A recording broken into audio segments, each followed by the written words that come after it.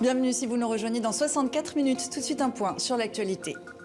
Un premier cas confirmé au nouveau variant sud-africain en Europe, en Belgique, potentiellement très contagieux et aux mutations multiples, nous interroge l'efficacité des vaccins existants.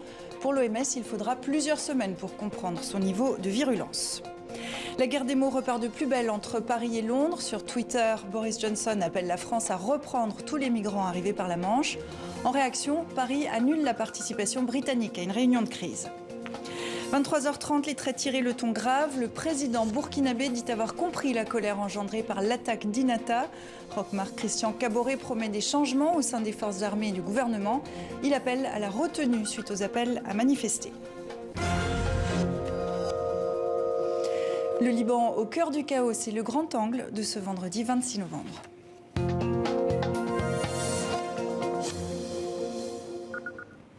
Automne 2019, le peuple libanais descend dans la rue pour dénoncer la corruption et l'incompétence de ses gouvernants. Été 2020, le port de Beyrouth est dévasté par une double explosion.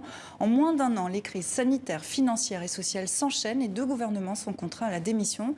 C'est une des plus grandes faillites étatiques de ces dernières décennies. Le quotidien des Libanais est une descente aux enfers. Le Liban au cœur du chaos, c'est notre grand angle. Et c'est le titre de votre documentaire, Alfred de Montesquieu. Bonsoir. Bonsoir. Vous avez longtemps été grand reporter au Proche-Orient. Vous avez réalisé un tour du Liban avec comme fil conducteur 5 causes qui expliquent la déliquescence du pays. Mais tout d'abord, petite anecdote pour éclairer la grande histoire. Ce tournage, vous l'avez fait avec 2 chauffeurs. Pourquoi ? Bonne question. Parce qu'en fait, en tant que journaliste, on est pris soi-même dans le maelstrom et dans la difficulté de la vie libanaise. Et en fait, si on veut tourner tôt le matin, on peut pas, on part sans essence. Donc en fait, on avait un chauffeur qui remplissait l'essence pendant que l'autre nous conduisait. Et qui faisait la queue en fait, la station-service. Mais à 4 h du matin, pour avoir le quota du jour. Je vous propose qu'on regarde un premier extrait, scène ordinaire sur le bord d'une route libanaise.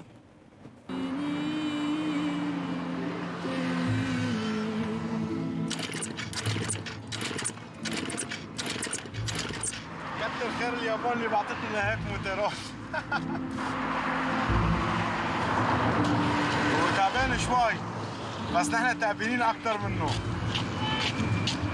يعني هلا هذا بترص عليه شوي بدور بس نحن قد ما دورت فينا ما حندور.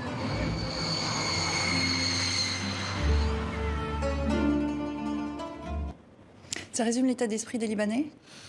Oui, j'imagine, c'est comme ça que moi je l'ai ressenti, c'est pour ça que je l'ai mis dans le film. C'est une petite scène, mais c'est ce type avec ce scooter totalement... Il n'y a plus rien dans le scooter et il dit qu'il ne va plus marcher. Et puis pourtant, il y a cette espèce d'intelligence, de solidarité, de charisme des Libanais. On le voit à la fin, il pousse le scooter et puis juste après, en fait, le scooter repart poussé par un ami. Qu'est-ce qui s'est cassé au pays du Cèdre ? Alors, qu'est-ce qui s'est cassé au pays du Cèdre ? Est-ce que c'est la double explosion du port de Beyrouth qui a vraiment déclenché une cassure au niveau de la population ? J'ai l'impression que pour beaucoup, c'est vraiment la goutte d'eau, c'est vraiment le truc de trop. Après, c'est tout le propos de ce film, vous le disiez, c'est en fait, moi j'essaie de comprendre quelles sont les causes racines des problèmes libanais, et c'est ce que j'identifie, ce que j'appelle les 5 plaies du Liban, la corruption, la guerre avec Israël, la déliquescence de l'État, ce qu'on appelle le confessionnalisme et l'anarchie. Mais c'est vrai que s'il fallait n'avoir qu'un symbole, je crois que c'est quand même l'explosion aujourd'hui. Vous avez tourné à hauteur d'homme, si vous me passez l'expression. Il y a par exemple Liliane. Liliane est issue d'une famille modeste du sud du Liban. Elle se voyait faire carrière dans la diplomatie. Elle a dû interrompre ses études faute de moyens. Vous partez faire des courses avec elle. Les prix ont explosé. Illustration. So we buy لبنة. Let me check the ham. قد ايه المرتديلا صار أسعاره؟ مرتديل؟ ايه أي واحد اللي بيعرف؟ إذا في مختلف الأسعار فيك تقول لي أغلى شيء شو عندك وأقل شيء شو عندك؟ اللي بيعرف الكيلو 90,000 الكيلو بالضبط. I'm gonna leave the ham for celebrations. Why not? And eggs. This round has no the price on it, but we cannot know because every day it's changing the prices, but we can ask her if you want. لو سمحتوا قد ايه سعرها هاي؟ ايه بليز. قد ايه؟ 16,000 Lebanese liras. And this used to cost 5,000 or 4,000, even less. Alors, les prix de l'alimentation ont été multipliés par 5 en l'espace de 2 ans. Mais pourquoi ces prix augmentent quotidiennement? C'est tous les jours. C'est presque incompréhensible vu de l'extérieur. C'est qu'en fait, il n'y a plus de monnaie libanaise. La livre libanaise, en fait, vaut plus rien parce qu'ils ont fait un défaut de paiement et parce que plus personne ne fait confiance dans cette livre. Donc, en fait, le vrai taux de change, c'est le taux de change officieux du marché noir entre la livre libanaise et ce qu'on appelle le fresh dollar, qui est en fait du dollar, mais physique, des billets qu'on a vraiment.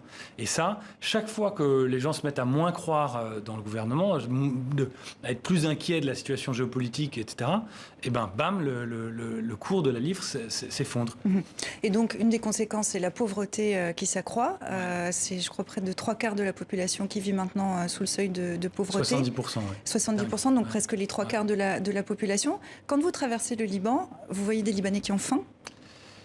Oui. C'est pas flagrant dans votre Alors, film? c'est pas flagrant. Il y a ce personnage à la fin du film, Ahmed, qui incarne quand même un peu ça. C'est-à-dire que, bon, déjà, les Libanais, ils ont beaucoup de dignité. Vous les voyez pas dans la rue. Mais en fait, ils mangent très très mal. Vraiment, ils mangent très très mal. Ils ont presque plus rien à manger. Alors, ils vont toujours peut-être avoir un cousin ou une ONG, une charité, une église, une mosquée, quelqu'un qui va leur donner un petit quelque chose. D'ailleurs, on le voit dans le film. On voit cette petite ONG avec des scouts qui se sont créés tout seuls à Tripoli, qui disent au début, on distribue à 60 personnes, on distribue à 600 personnes par jour. Ça donne une idée. Ouais, ça donne une idée. Le personnage du film, ses enfants mangent du pain et des frites. C'est la seule chose qu'ils aient à manger. On reste à Tripoli, la grande ville sunnite du Nord, souvent décrite comme une poudrière. Extrait. Aujourd'hui, c'est la rumeur d'un enfant mort, asphyxié à l'hôpital faute de soins et d'électricité, qui jette la foule dans la rue.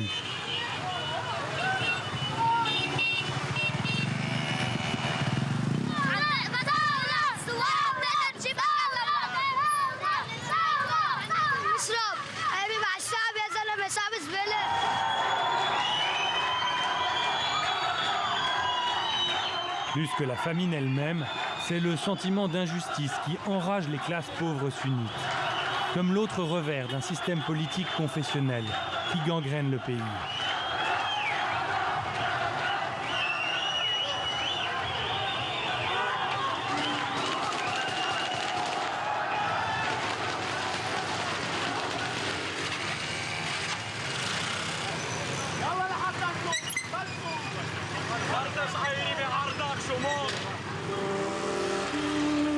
Pour l'instant, les émeutiers comme les soldats tirent en l'air.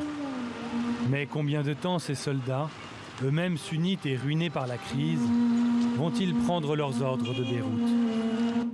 Le climat est insurrectionnel aujourd'hui au Liban? Ah oui, vraiment Ça peut insurrectionnel. Ça pourrait exploser à n'importe quel moment. J'emploie cette phrase au début du film, les Libanais sont au bord du gouffre, mais ils sont retenus par un très long élastique, qui est une blague un peu désespérée que les Libanais portent sur eux-mêmes. Mais vraiment, oui, ça pourrait exploser à n'importe quel moment. Dans votre film, une des personnes que vous avez interviewées dit que les autorités jouent une stratégie du chaos. C'est ce que beaucoup de Libanais suspectent, c'est-à-dire qu'ils sont face à cette classe politique que vraiment, presque unanimement, ils détestent, qu'ils n'arrivent pas à renverser parce qu'en fait, c'est un clan qui se partage le gâteau.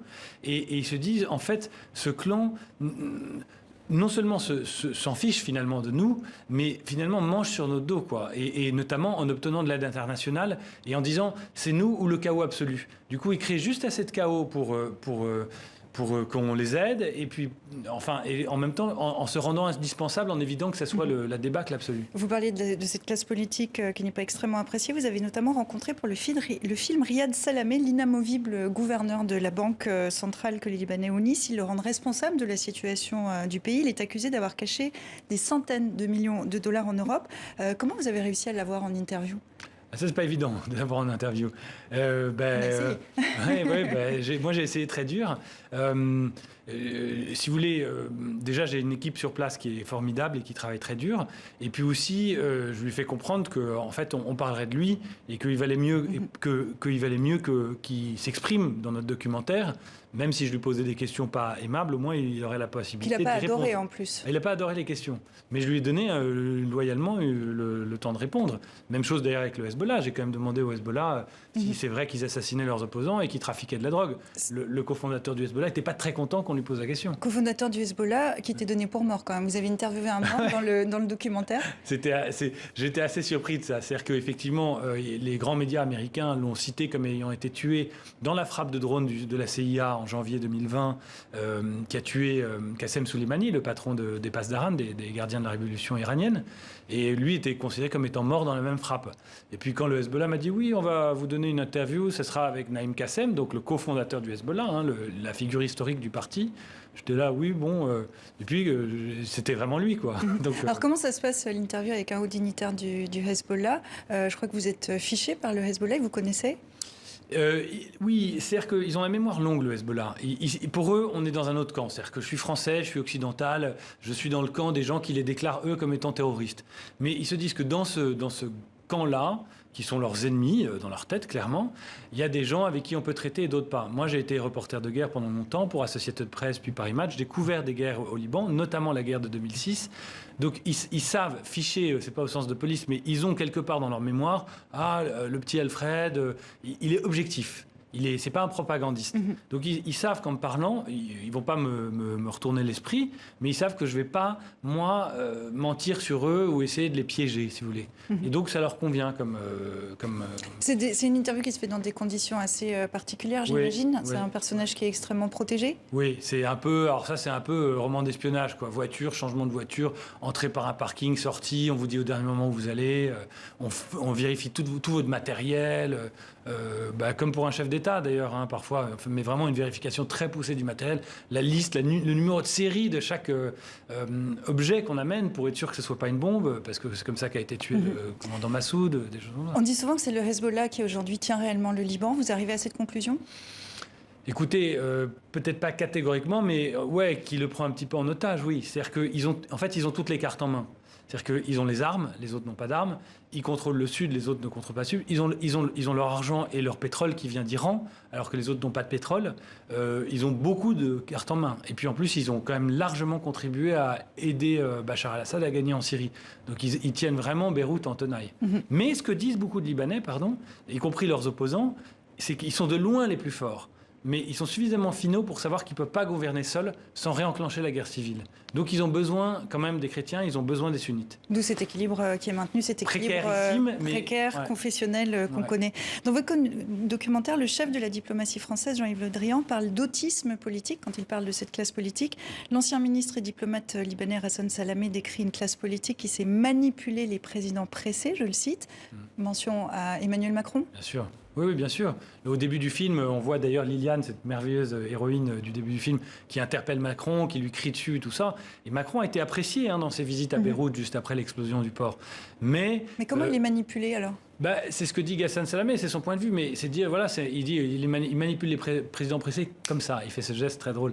C'est-à-dire que arrive le président Macron, qui a le sentiment qui fait les choses un peu vite, quoi, qui est un peu convaincu de la force de la parole présidentielle, et les Libanais le voient venir, notamment pour de l'aide. Enfin, je parle des dirigeants politiques, mais après, quand on leur dit d'assainir les comptes, d'ouvrir les comptes de la Banque centrale, d'arrêter la gabegie, tout ça, ils sont là, bon, on se rappelle. Et là, on voit bien que ça coince. Tout c'est à découvrir dans votre film Liban au cœur du chaos. Le documentaire sera diffusé sur France 5 ce dimanche soir, et c'est à voir absolument.